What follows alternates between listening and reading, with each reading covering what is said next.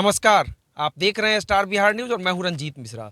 मेरे साथ सिंहवाहिनी की पूर्व मुखिया, बिहार प्रदेश राजद के प्रदेश प्रवक्ता रितु जायसवाल मैडम हैं। तो सबसे पहले आपका बहुत बहुत स्वागत है। जी, बहुत बहुत धन्यवाद आपको, आपके जो व्यूअर्स हैं जो चैनल के, उन सबको भी बहुत बहुत धन्यवाद आपके चैनल्स को देखने के लिए। सीतामढ़ी समाहरणालय आप पहुंची हैं, क्या बात है, क्या मतलब है आज अचानक आप सीतामढ़ी समाहरणालय? हाँ, वो हमारे परिहार विधानसभा क्षेत्र में एक पंचायत है धरहरवा, वहाँ पे कुछ दिन पहले एक लाउड स्पीकर चलाने को लेकर के विवाद हुआ था। वो काफ़ी बढ़ गया, पुलिस से झड़प तक बात पहुंच गई, जिसमें कि कई लोगों को नामजद एफआईआर किया गया और बहुत सारे ऐसे लोग हैं जो कि जिसका नाम नहीं दिया गया, लेकिन हाँ 200 मतलब अज्ञात लोगों पर भी ऐसे एफआईआर दर्ज हुआ।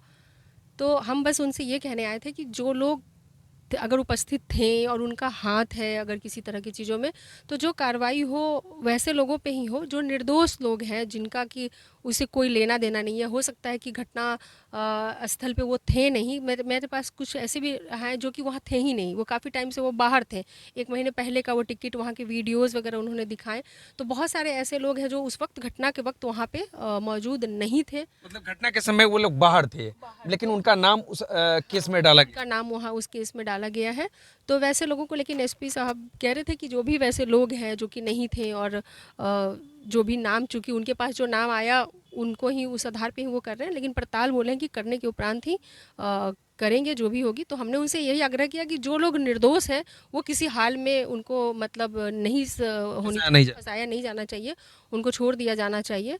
और बाकी अगर किसी का दोष है तो कानून अपना काम करेगी, उसके लिए कानून है, कानून अपना काम करेगी, उसके लिए कोई दिक्कत नहीं, निर्दोष को कुछ नहीं होना चाहिए। राहुल गांधी के ऊपर कल 2 साल की सजा हुई एक कांड में, गुजरात के कांड में, क्या कहना चाहेंगे? आपके राजद के नेता लोग आज विधानसभा में हंगामा कर रहे थे, माले के लोग हंगामा कर रहे थे, मतलब जदयू उसमें कुछ बोल नहीं पाई, जदयू कुछ नहीं किया इस विरोध को लेकर। देखिए, आपका सवाल किस चीज़ को लेकर के, जदयू ने नहीं बोला उसके लिए है या जो सज़ा हुई उसके? सजा भी हुई उसके लिए भी है और जदयू चुपचाप देखती रही इस पर भी।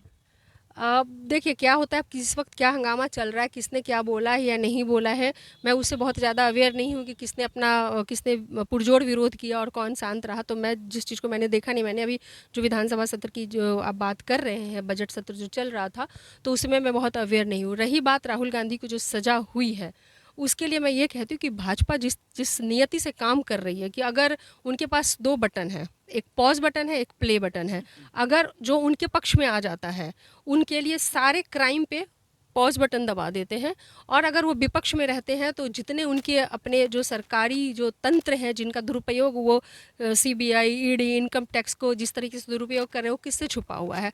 तो इसी तरह का है। अगर मान लीजिए राहुल गांधी जी ने अगर ये कहा कि जो जो जो सारे जो मोदी जो टाइटल होते हैं वही क्यों चोर होते हैं, ये बात हम मानते हैं कि आप सभी को नहीं कह सकते हैं कि सभी मोदी जो हैं वो चोर हैं, लेकिन अगर कुछ मोदी से तो आप इनकार नहीं कर सकते। ललित मोदी जी को देख लीजिए, नीरव मोदी जी को देख लीजिए, बिहार में सृजन घोटाले में सुशील मोदी जी को देख लीजिए। मतलब आपके कहने का मतलब सुशील मोदी को भी लपेट ही दिए। नहीं, हैं ऑलरेडी लपेटे हुए हैं ना। तो अब कुछ कुछ मोदी तो दिख ही रहे हैं, लेकिन कुछ मोदी के कारण आप पूरे मोदी को, सृजन घोटाला में नीतीश जी का भी समुदाय को आप नहीं टारगेट कर सकते हैं।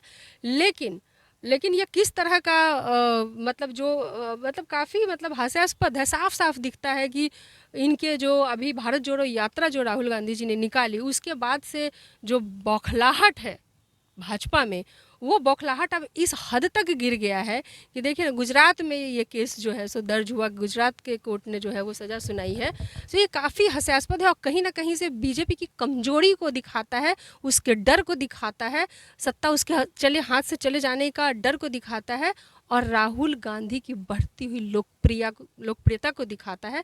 जिस तरीके से राहुल गांधी जी पूरे देश का भ्रमण करके और जिस तरह से घूमे हैं, तो बौखलाई हुई भाजपा सरकार है, दुरुपयोग कर रही है वैसे संस्थाओं का जिसका कभी सम्मान हुआ करता था। चाहे आप देखेंगे कि एक समय में होता था कि भाई सीबीआई का रेड पड़ा, ये हुआ, ईडी का हुआ, अब कोई कहता है सीबीआई का, अच्छा वो होगा, भाजपा वाला भेजा होगा। ये लोगों का रिएक्शन हो गया कि बिहार में भी ईडी सीबीआई का रेड लगातार जारी है। तेजस्वी यादव के घर में छापेमारी हो रही है, लालू परिवार के पूरे फैमिली पर छापेमारी चल रही है, तो इस पर क्या कहेंगे? लोग, वही मैं कह रही हूँ कि भाजपा के साथ जो आ गया वो भाजपा के वॉशिंग मशीन में धुल गया। उस पर चाहे कितने भी क्राइम हो, चाहे आप मेघालय के सीएम संगमा की बात करें जिसको भर भर के ये लोग गालियां दिया करते थे, आज उसी मंच पे गठबंधन पे सरकार बनाई, मुख्यमंत्री वही हैं, लेकिन सबसे भ्रष्ट मुख्यमंत्री की बात अमित शाह ने और मोदी जी ने कही थी कि सबसे भ्रष्ट अगर कोई दुनिया में कोई अगर मुख्यमंत्री होगा तो ये संगमा है। और आज उसी संगमा की उनके ही समारोह में वो तारीफ के पुल बांधे जा रहे थे सिर्फ इसलिए कि आज उनके साथ उनकी सरकार बन गई।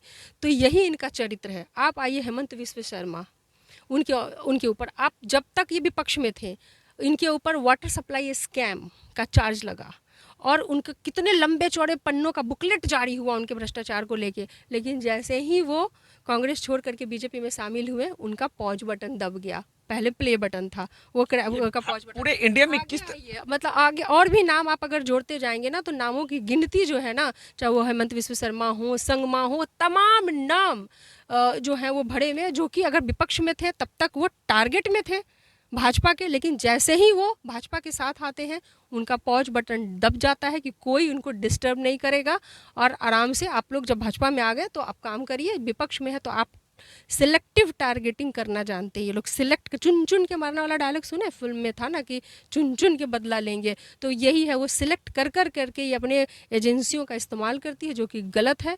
कहीं ना कहीं से प्रजातंत्र का हनन है, लोकतंत्र का हनन है। और ये भारत देश है, एक सबसे बड़ा डेमोक्रेटिक कंट्री है, वहाँ पे इस तरह की चीज़ें जनता ज़्यादा दिन बर्दाश्त नहीं करती है। तो भाजपा का चाल चरित्र चेहरा सब सामने आ गया है, बौखलाहट में इस तरह की चीज़ें कर रहे हैं जो कि दुखद तो है ही। बिहार हो या देश, ये कौन सा राजनीति अभी चल रहा है? क्योंकि आपका साफ सुथरा छवि रहा है, पढ़ी लिखी हैं, इसके चलते हम इसलिए चर्चा कर रहे हैं आपसे। बिहार हो या देश हो, जो विपक्ष में रहता है उसको चुन चुन के सत्ता पक्ष वाले को बोला जाता है। जैसे तेजस्वी यादव विपक्ष में थे, नीतीश कुमार के ऊपर खुल के बोलते थे, नीतीश कुमार का खिलाफ करते थे। आज तेजस्वी यादव सरकार में आ गए, तेजस्वी यादव पुल बांध रहे हैं, पूरा मतलब इतना पुल बांध रहे हैं जिसका कोई। देखिए, पक्ष विपक्ष का वो चलता रहता है। अगर आप पक्ष में बैठे हैं, आप विपक्ष में बैठे हैं, तो ये कहते हैं ना कि विपक्ष होना एक कहीं ना कहीं से एक अच्छा एक मजबूत ये अगर विपक्ष है तो सरकार अच्छे चलने की एक पूरी गारंटी हो जाती है कि अगर विपक्ष मजबूत रहता है तो जो सत्ता पक्ष के होते हैं वो डरे हुए रहते हैं।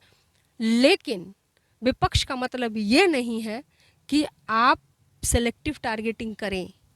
आप अगर आज देखेंगे कि जिस तरह से राज्यों में जिस तरीके से भाजपा के द्वारा सेलेक्टिव टारगेटिंग करके जो सम्मानित एजेंसियां हैं उसका जिस तरह से दुरुपयोग किया जा रहा है, जो मैंने बताया आपको कि वो सीबीआई हो, ईडी हो, जो भी इनकम टैक्स हो, जिस तरीके से किया, ये गलत है।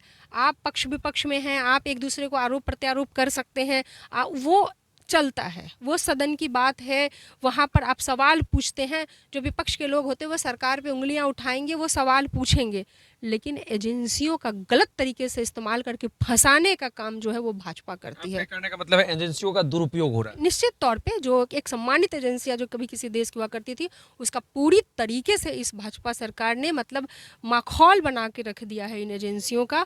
दुख होता है, हम भी इसी देश के हैं, दुख होता है कि जो एक स्वतंत्र रूप से जो कार्य करने वाली एजेंसी है उसके ऊपर सरकार का इतना दबाव नहीं होना चाहिए, ये दुखद है।